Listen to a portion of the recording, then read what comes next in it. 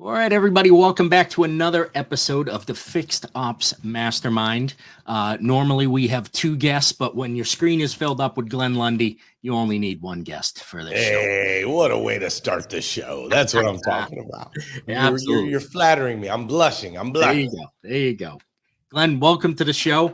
Appreciate you taking some time out of your busy schedule to come and hang out with us and do what you do best, which is help give back and educate the automotive industry.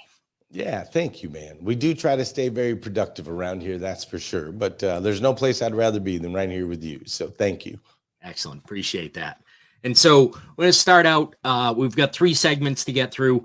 Segment one is going to be foundations of success, building relationships, overcoming adversity. Segment two will be crafting your identity, talking about building a brand in your circle of influence.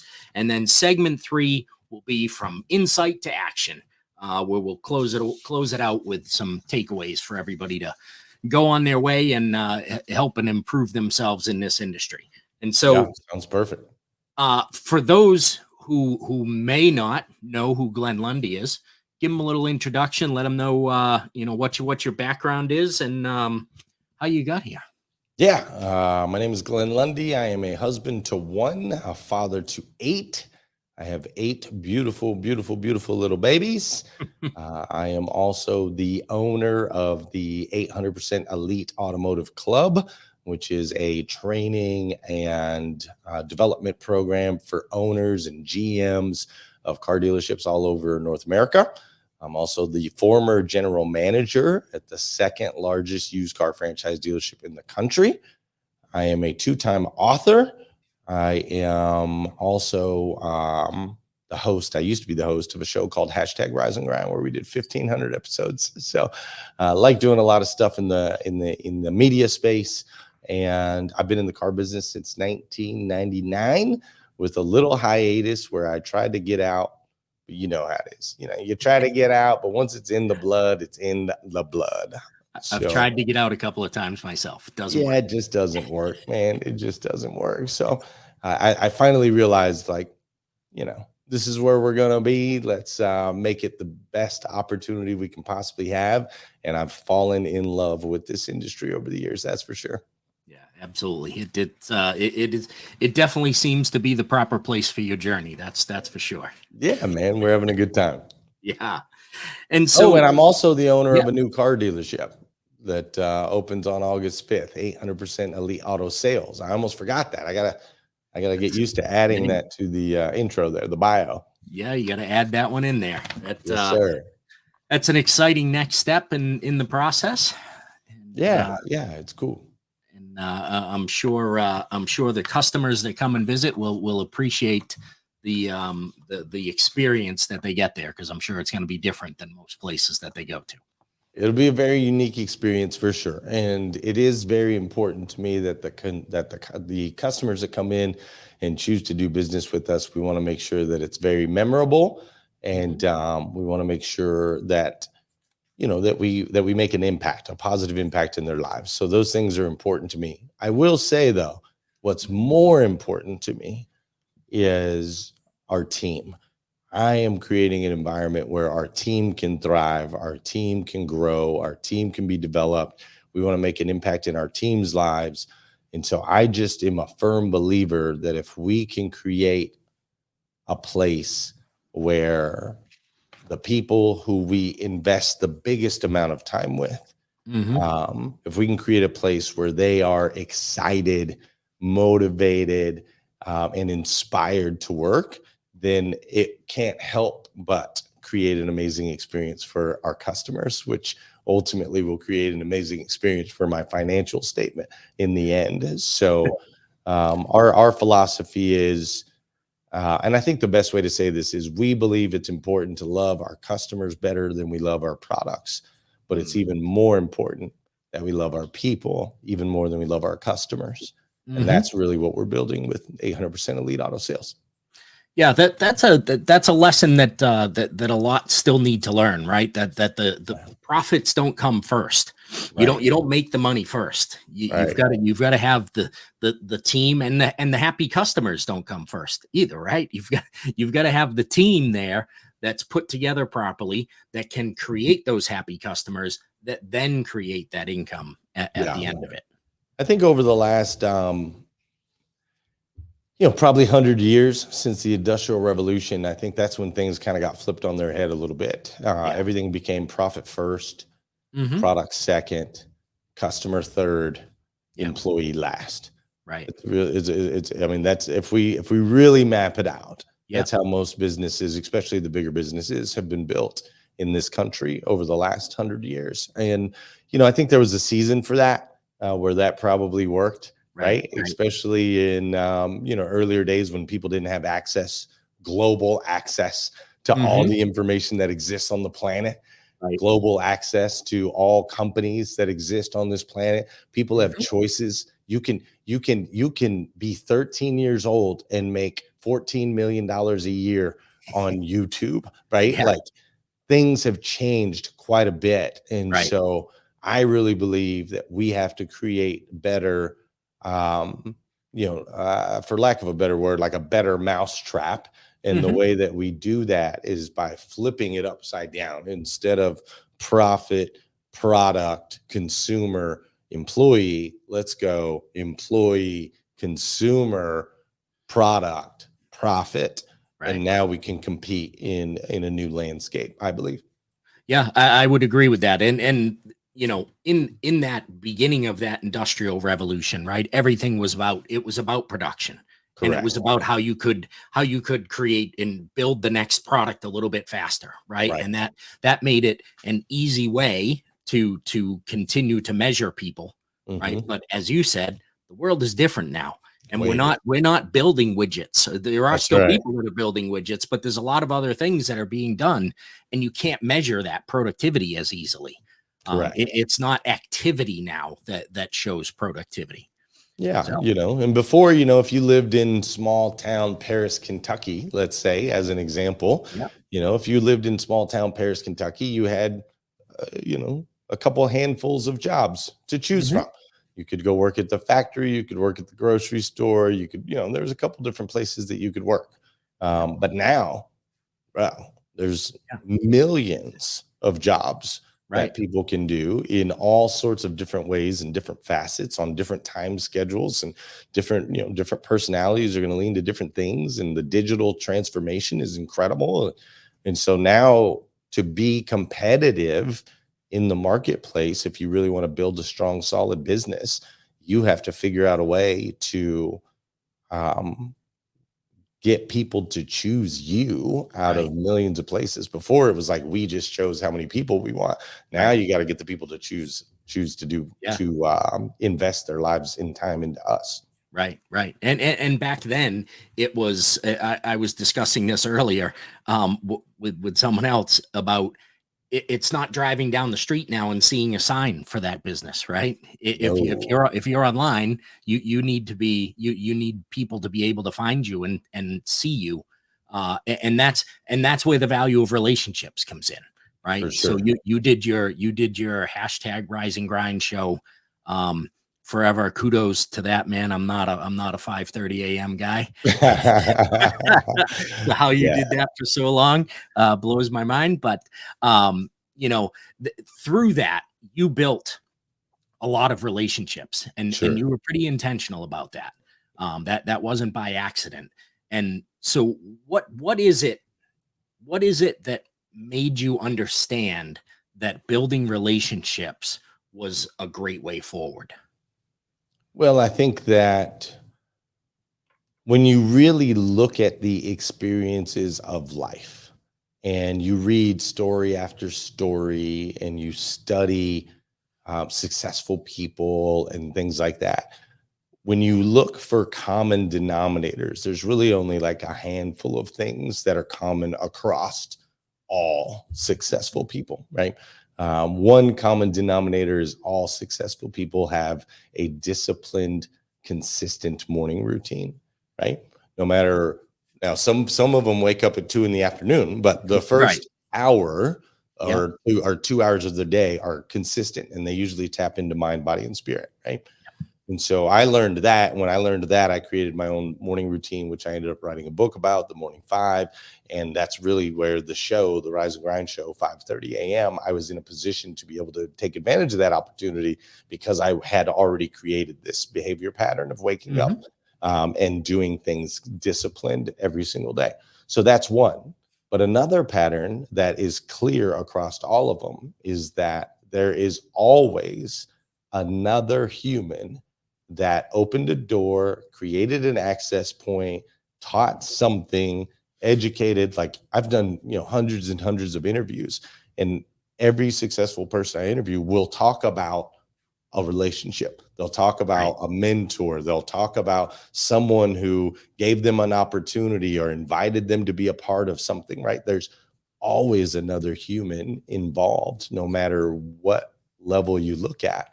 And so understanding that and understanding that your relationships are the doorways to the opportunities that you're looking for in your life to reach and achieve your dreams. As soon as you understand that someone's got to unlock that door or someone's got to at least guide you to it, Hmm. now it's like, okay, well, we got to take this relationship thing seriously. Right. Also, I found through experience is when the relationships around you aren't strong, it's incredibly difficult to reach higher levels of success. It's incredibly difficult to break out of limiting mindsets. It's incredibly difficult to achieve at a high level when you're surrounded with those that don't support that or encourage that or fuel that in some way, shape, or form. So it's kind of double-sided. Like you need people to get the things that you want in life, and at the same time, you need people to keep you from falling short of your potential. Yeah, I think that is still. I mean, people talk about the five people closest to you Yeah. having influence on you, but I don't. I think people undervalue that. Yeah, big Um, time. it makes a huge difference. You can be a positive mindset person, but if you've got four of the five people that are close to you that are constantly saying that can't be done, that can't be done, you can't do that, it's going to be difficult to break through that. Yeah, Um, no doubt. and so that's those are some of the strategies that you're using to face adversity. And I know I know maybe a little more of your story than some people do, but I know you faced some difficult Sure. adversity as you were coming up. And so what advice would you give to somebody who is coming up now, or maybe is 15 years in the car business, but they're struggling to build those meaningful relationships to get them to the next level? Yeah, so a couple pieces of advice on that. As far as you touched on, my journey just a little bit, and there was a season of life where I was in and out of jail, um, and ultimately ended up homeless and in a deep state of depression. That depression led to suicidal thoughts, which ultimately led to a suicide attempt. I tried to take my own life. And in doing so, luckily for me, God plucked me out of the ocean, literally put me on the beach and whispered some words of wisdom into my ear. And those words of wisdom were, you take yourself wherever you go. Mm. And at the time, I didn't, I had heard that before, but I didn't Yeah. really know what it meant. It was kind of like a fortune cookie, right? Like you Mhm. take Yeah. yourself wherever you go. Like, what the heck does that even mean? You crumple up the piece of paper and throw it away. But in that moment, after I had just experienced, what I had experienced, to hear those words, you take yourself wherever you go, it finally became very clear to me. And here's what it meant. It meant that no matter what city I was in, no matter what circle of friends I was around, or what environment, or what job, or whatever, every negative thing that I had created in my life stemmed from there was only like one constant in all of them, and it was me. I was the only constant. Cities were different, jobs were different, environments were different, people were different, seasons were different, the year was different, economy was different, all these things were different. The only thing that was there, me. So you take yourself wherever you go. And so once I realized that, I was like, oh, okay. I'm struggling relationally in a lot of ways. And I was always blaming other people for that. Yeah. But the reality was I was the problem, right? My friend Adam Marburger, right? You are the problem. That's what it's, he wrote a book titled that. It's actually, You Are the Effing Problem. Effing problem. Yeah. Um, and so, the advice that I would give is, first, you have to understand that you are the catalyst of all things positive and negative that happen in your life. Yeah. The second part of that is, or the second piece of advice I was given is, once you understand that, you now have to study. What does it mean to build relationships? How do I build relationships? Because you might have blind spots. You might have the heart where you want to build relationships, but you're struggling to do so because the way you speak comes off improper, the way you look, your body language. It could be something as simple as you're talking too much when you need to just be listening more. It could be that you're trying to be interesting when it's important that you be more interested than interesting. And so you got to study, because nobody teaches us these things. There's no how to build relationships in high school. There's no, a lot of our parents don't know how to do it. They don't know how to build strong relationships. And so you got to really dive in and study. I suggest How to Win Friends and Influence People. I read that book twice a year at least. And then I will also reread it every time I'm getting ready to meet someone, that's reached high levels of success, someone that I maybe look to and say, hey, I want to learn something from that person. I always read that book before I ever shake their hand, just as a reminder of how relationships are built, especially the strong and important ones. So that would be my advice. You take yourself wherever you go, know that, and then go study and really study, what does it mean to build powerful, meaningful relationships? Yeah, especially that second point there is very important, because I think sometimes as human beings we feel like we should know how to build a relationship, right? That it should come naturally, Right. but it definitely does not. It doesn't, unless you grew up in that environment. Like my kids are going to know big Yes. time how to build relationships. I bring them in Exactly. those environments. They're shaking hands with adults. They're around big players all the time. Yeah. But not everybody has had that experience, so Exactly. you got to go out there and learn it. Absolutely. This segment is brought to you by Parts Edge. Your parts department is the backbone of your dealership and is responsible for nearly half of your total profits, according to NADA. Our system works within your DMS for a hybrid approach that combines the precision of automation with the nuanced decision making of parts experts. All right, and so that'll take us into segment 2, which was crafting your identity. And so in today's business environment, I'd like to know what your definition of a personal brand is, and then what steps would you take if you were starting over today? Yeah. What steps would you take to build that personal brand? I think that by definition, a personal brand is best defined as the external expectation that others have of you. That's how I would define a personal brand. It is the external expectation that others have of you. Right. What I would have done differently to build that, I think we've done a fairly decent job of building a good personal brand. People know what to expect with Glenn Lundy. They know that I'm going to be real, raw, authentic. They know that I've shared some crazy experiences in and out of jail, homeless, those types of things. We don't hide those things. Yep. They also know that I'm an early riser. They know that I'm going to be motivational, educational, and inspirational. They know I'm going to bring the energy. They know I'll work you under the table. They know a lot of those are these external expectations. They know I'm a good husband. They know I'm a good father. And I think we've done a good job of displaying all of those things throughout our social media channels, to where when you connect with my personal brand, you're going to get some business things that you can apply, but you're also going to get things that you can apply when it comes to your faith, your fitness, your family, your friends, your mental health, all these different aspects, right? I call them 8 different pillars of life. Yep. And so I think we've done a pretty good job. I would say, as far as what we would have done differently, I think we went a little too wide initially, to the point where we were kind of on every social media channel, posting 2 to 4 times a day.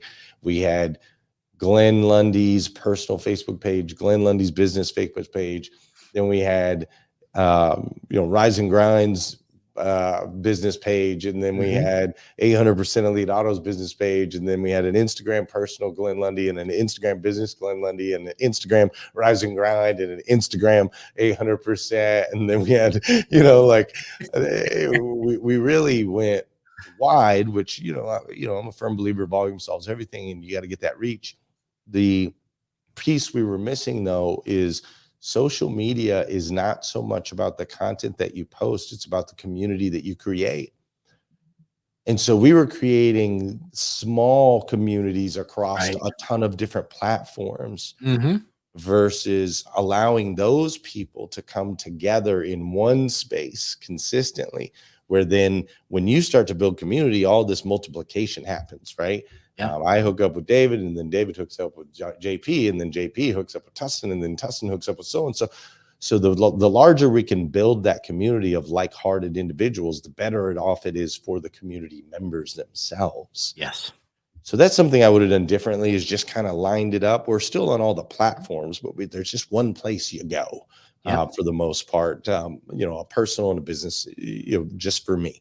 And we do that across platforms, but it's just not as scattered, and we're able to, hopefully, the reports have shown that helps us build a stronger community.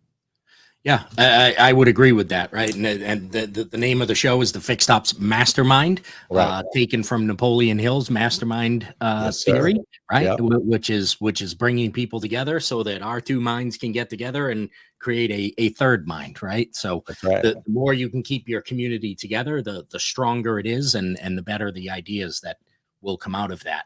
I will tell you what I continued to hear as you were talking about that. I asked you a question about personal brand, and you used the word we and our over and over and over again, right? And it's super important, right? Yes. We're talking about relationships. You said it earlier that, there's always somebody else.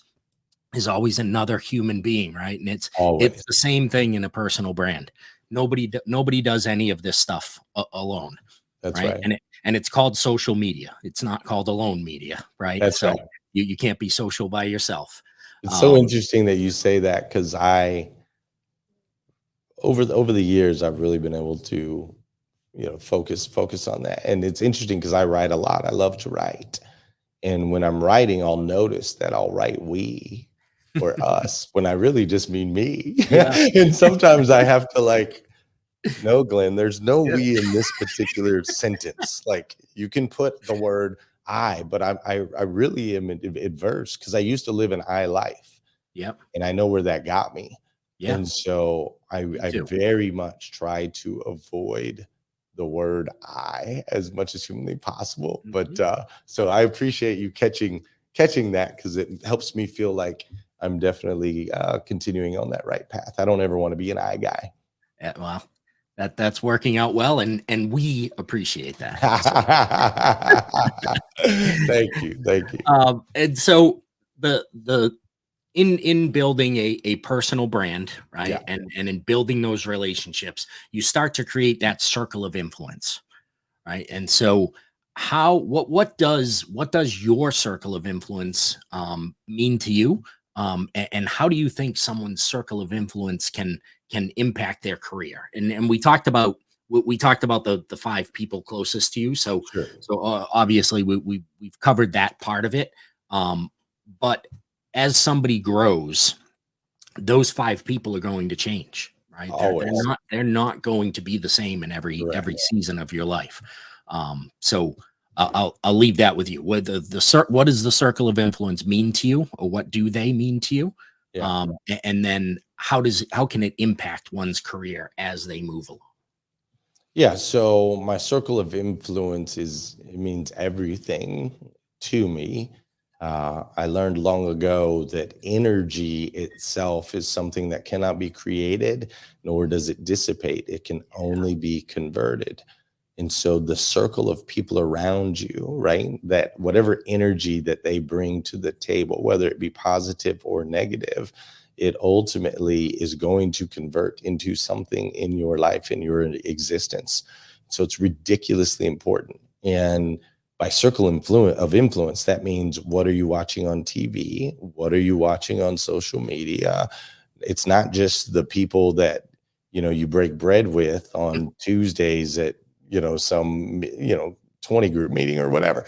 Like, Right. this is the circle of influence, is the music that you listen to. The circle of influence is, the preacher that you choose to allow to share their energy on Sunday afternoon, right? Like, it's a big deal. So Yeah. it means everything to me. And I think as we continue to try to reach our full potential as individuals, it's the one piece that you must keep the most weary of, because people will slide into your circle of influence, especially the higher the chain you climb. They'll slide into your circle of influence, and all empires are destroyed from the inside out. No empires are ever destroyed from the outside in. If you think about the story with oh my gosh, why am I blanking on it? The Trojan horse, right? Trojan horse. Trojan Yeah. horse had to get inside the walls, and it was Yep. destroyed from the inside out. And if you look at every war and everything, it's always someone on the inside that ultimately affects these things. And so it's incredibly important. And I would suggest, for those of you that are wanting to create a powerful and strong circle of influence, one thing that I always keep in mind is, my circle of influence needs to be people that both look like me, think like me, walk like me, and talk like me, and don't look like me, don't walk like me, don't talk like me, and don't think like me. Yeah. It is incredibly important, I believe, in my journey, in my experience. It is incredibly important for me to be surrounded by people on all sides, from all perspectives, because it is very easy to get into a silo and have a bunch of people around you that shake their head, and everyone's in agreement, and we all align. And I think that's a big problem, or a big part of what's wrong with the world today. Or, there's a lot of things wrong with the world today, but I think that's a big part of it, is that social media has created silos. It's Yeah. only going to feed you the things that you like. It's Right. only going to feed you the people that look like you, walk like you, and talk like you. And so you think everyone in the world is in agreement with your, whatever it is, political belief, spiritual belief, biological beliefs, whatever. You think everybody's in your camp. Right. And then the minute you meet someone in the real world that doesn't, the reactions are division, hatred, anger, misunderstanding. And so I would suggest, as for those of you that are developing it out, be conscious of making sure that you're surrounding that your environment is filled with all sides and all perspectives. It makes you a better human. It makes life a little more balanced, and ultimately can help align you with those. Like, I'll give you a perfect example. My friend Heather Parody Yep. is the exact opposite of me politically. She's the exact opposite. Like, her perspective of the world is literally the exact opposite in so many ways. Yep. But her and I share a heart for impact, and we share a heart for people. So even Yeah. though our minds are uniquely pointed in different directions, the heart that we share, she has become a muse to me. She has become one of the most important people in my life. And if I wouldn't have allowed, or if I would have had these divisional blocks where I only want people, that align with me, I never would have had the relationship that I have with her. It's been Yeah. really powerful. That's terrific. I just had Heather on the show a couple of weeks ago. Phenomenal human, man. Terrific person. And She's so changed my life in a lot of ways. she is amazing. She definitely thinks differently. I That's know for it. I sure. love it. I Yeah. love it. Her and I end every conversation with politic talk, just because we know that it's going to be like complete opposite perspective. But her and I meet every single week. We talk for an hour every single week, and we end the calls with political talk, just to laugh at each other's nonsense. That's funny. That's beautiful.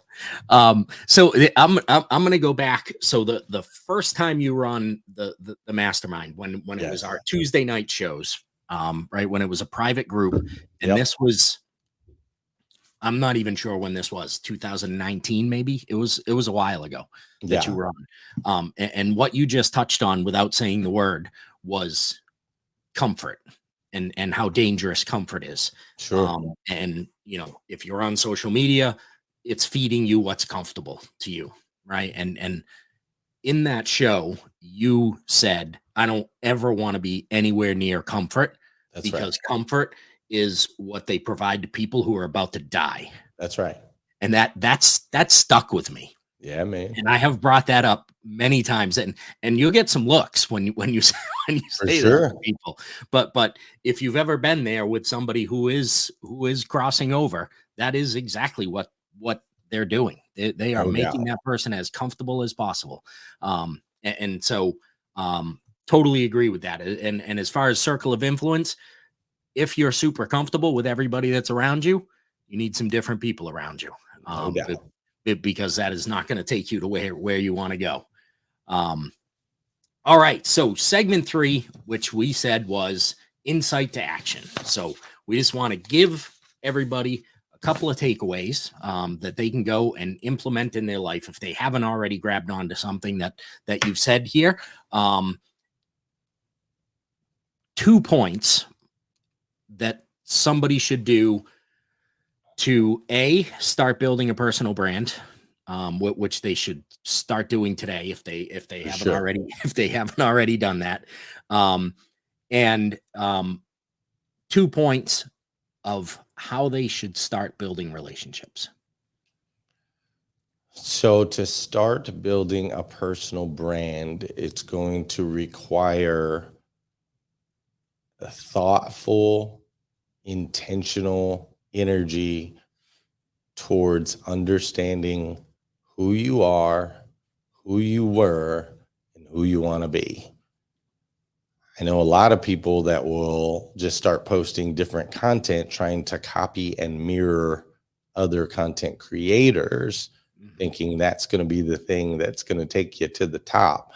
And ultimately, that is not the experience. The social media superstars, influencers, those that have reached millions and millions of followers, so on and so forth, they all share a common trait, which is they're incredibly authentic to who they are, like it or not. Mhm. And what's interesting from a psychological standpoint is usually the people we can help the most are the people who are where we were. And Yeah. so you have to know where you were and where you are, because if you're ultimately trying to connect with someone based on where you want to go, but you're not there yet, that's the kind of the wrong path. And if you don't want to share who you were because you now want to only be known as who you are, then that's a hard connect too, because Yeah. psychology just shows we connect to those that are a couple levels above where we currently are, but we need to know that they experienced what we experienced, Yeah. right? So intentional energy towards who you were, who you are, and who you want to be is really the start to a personal brand. Once we get a little bit of direction on that, then obviously you got to post, man. Like you got to post, and perfection is not the key when it comes to posting, especially in this day and age. I've been reading tons of articles how so much content is so polished now that people are just desperate for raw, Yeah. authentic, Mhm. unedited stuff. Yep. There's a guy named Sam. I forget his last name. He's a bodybuilder guy, and his YouTube page went from like he had like 8,000 followers to 3.5 million followers in 2 months Wow. by posting raw, unedited, uncut, 30 to 60-minute videos of him eating and working out and Wow. going to the grocery store to buy the food to eat. Like, Yeah. but it just being behind the scenes with him has been impactful for people. So Mhm. first get clear on who you were, who you are, and who you want to be, and then start taking action, because the only way you're going to get good at the social media game is by experiencing the social media game. You got to get Yep. in it. So two things around there. As far as developing, strong and powerful relationships, you almost want to follow the exact same path. Yeah. Get an idea of who you are, and where you want to go, and then start to participate in the journey of those who you believe are a level or two above that can help get you, whether it's, you want to be stronger in your faith, then find someone who's one or two tiers above where you're at when it comes to your faith, and start locking in with these people. The key is to make sure that you add value into their lives. So it takes study, right? Like you've got to get an understanding what makes this person move, what makes them tick, what's valuable to them, and then how can I feed into that. It might be what's valuable to them is they like having conversations on social media, so make sure to comment on their posts. Right, that's one way to get closer. It may be what's valuable to them is that they have a $29 a month product that maybe you're interested in, maybe you're not, but ultimately it can get you one step closer to creating it, to possibly building a relationship. I have a very strong relationship with Dave Meltzer now. Dave Meltzer came on my show as a guest, as a podcast guest, and I just knew, I'm like, dude, I got to get closer to this guy. So at the end of the call, I'm like, how do I get closer to you? Like, I'm just letting it, like, what matters to you so I can get closer to you? And he's like, hey man, I've got this mastermind thing. It's $2,000 a month, blah, blah, blah, blah, blah. I'm like, okay, great. And luckily for me, I was fortunate enough to be in a position to be able to afford that.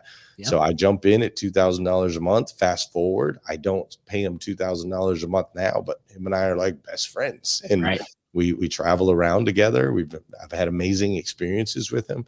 And so I would just suggest, do a little bit of homework. Who do you want around you? And then figure out what's valuable to them and how you can participate in that. And then ultimately just start getting closer to these people. And most importantly, like we mentioned earlier, make sure that you're more interested than interesting. And the relationships will develop at that point. Absolutely. David Meltzer's a great guy. I also had him on the podcast. I think it was that was also a while ago too. I think that was before he even had his mastermind thing, but he is an incredible guy, who has some rags to riches for sure stories of their own, which shows you that there can be a formula for it to happen, right? If he can do it once, lose it, and do it over and over again, then it can happen. And it aligns perfectly with what we just shared. So let's use Dave Meltzer as an example, right? I felt drawn to David Meltzer because he shared who he was. He shares who he is, and he shares where he's trying to go. He's a couple tiers above me as far as the business acumen and success that he's had. And so because I know he can relate with the who he was piece. And because I know who he is now and where he is on that hierarchy of success that from my perspective. And then him and I have similar visions of where we want to go. So by sharing those three things, he's able to attract me into his ecosystem. And then I go in and serve him with what, matters most. And ultimately we end up with a powerful relationship. So that is a perfect example, step by step, of how the personal branding leads to the relationships, and then how to take those relationships to the next level. Perfect. That's good how that came around. That's strong. That was excellent. That's a strong finish right there. And yes, I agree. I agree. Glenn, I want to thank you for taking some time of course. and sharing your knowledge with the viewers of the Fixed Ops Mastermind. How can people connect with you? And for those that want to get closer to Glenn Lundy, how can they do that? Yeah, GlennLundy.com is always a great place to start, and or just type Glenn Lundy in Google, and for some reason I'm like the only Glenn Lundy in America that cares about social media. So you type Glenn Lundy in Google, I'll pop up. If you like Instagram, join me there. If you like Facebook, hang out there. Wherever you want to hang out, I'm there. I promise. Good stuff. Glenn, thank you again. We are grateful for your time. Thanks, David. Great to see you, man. You too. All right, take care.